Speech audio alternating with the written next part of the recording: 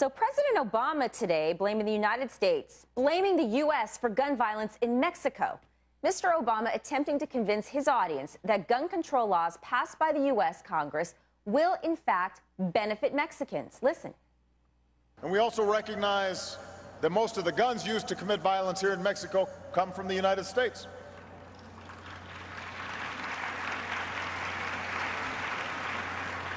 I think many of you know that in America our Constitution guarantees our individual right to bear arms. And as president, I swore an oath to uphold that right, and I always will.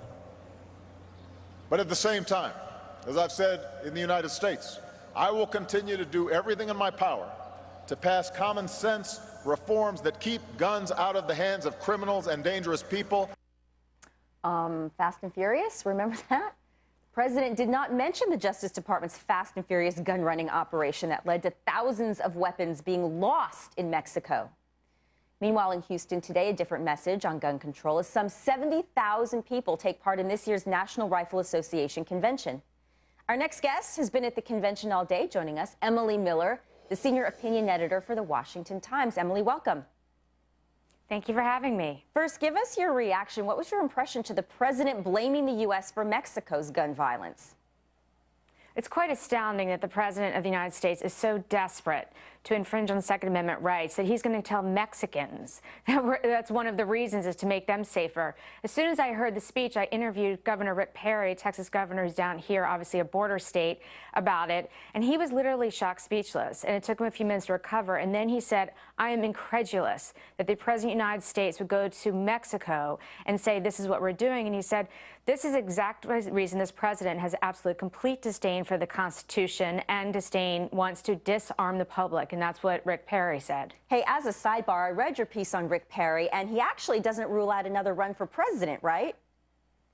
It was interesting. I asked him, and I thought he would sort of hem and haw, and he said, I will make a decision by the end of this year, 2013, about 2016, and I got the impression that he was leaning in that direction. Interesting. All right, so back to this NRA meeting. Sorry. What do you think of the new president, James Porter? His quote, of course, it's not a battle of gun rights. It's a culture war. I think a lot of people agree with that. But do you think, too soft, or did you want to hear him come out a little stronger in his case? Well, I wrote a profile about Mr. Porter this week because it is interesting that he's taking over the presidency from David Keene, who's been the president for 2 years. David Keene, as you know, has been on Fox a lot. He's very comfortable with the media, with me, with other reporters. Mr. Porter's a different type of president. He's a little bit less comfortable with the media, publicity shy. But what David Keene and everyone agrees that he brings to the table in this next 2 years is he's a lawyer and he can build a legal team, because the NRA has said we've almost won the fight on Capitol Hill. We've won, we don't see anything more going to happen on Capitol Hill. We're keeping up vigilance, but where this fight goes now is in the courts in the states to push back on the laws in New York, Colorado, Maryland, Connecticut that are so radical and clearly unconstitutional. And somebody like Jim Porter is that kind of legal brain that can do that for them. Do you think that Jim Porter would be behind, and the NRA would be behind, Senator Manchin, the West Virginia Democrat, is now reintroducing the bill to require criminal and mental background checks at gun shows and online? So again, do you think that this new president would support the NRA getting behind that reintroduction of a bill like this? Absolutely not. The NRA is absolutely opposed to Mr. Manchin's efforts. As you know, Senator Toomey has already dropped out of them. And they're going to defend all of the senators, Democrats and Republicans, who voted for the Second Amendment right to keep and bear arms.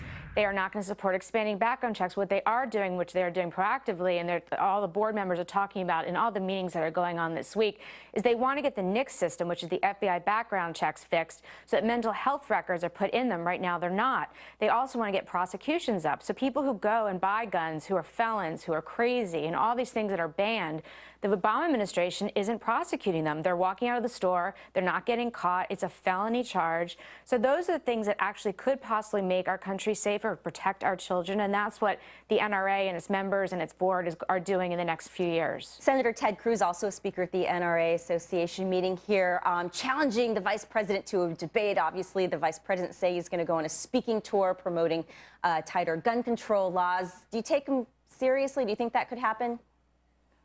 I don't think Biden would do it because Biden really doesn't know what he's talking about. I mean, Ted Cruz, you know, he was one of the plaintiffs in the Heller case. He really knows his stuff when it comes to the Second Amendment.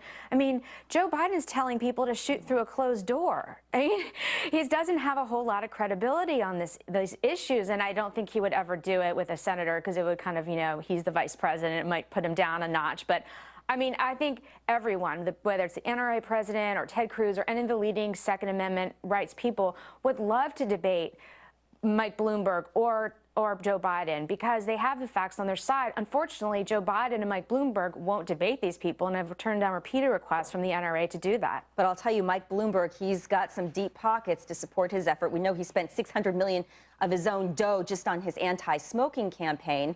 You've got the vice president. And you've also just got, it's just such a tall wall, if you will. I'll tell you, this Bloomberg money changes the dynamic, and why maybe this is the biggest, some people say this is the biggest fight against gun control in 20 years.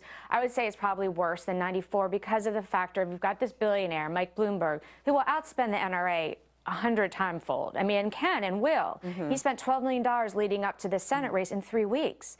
So they have this dynamic. Well, what the NRA has that Bloomberg doesn't have is 5 million law-abiding, decent Americans in their organization. They have an amazing grassroots operation. Yeah. They are so fully engaged, and I saw that all this week at the meetings. All right, well said. Emily Miller, thank you for joining us.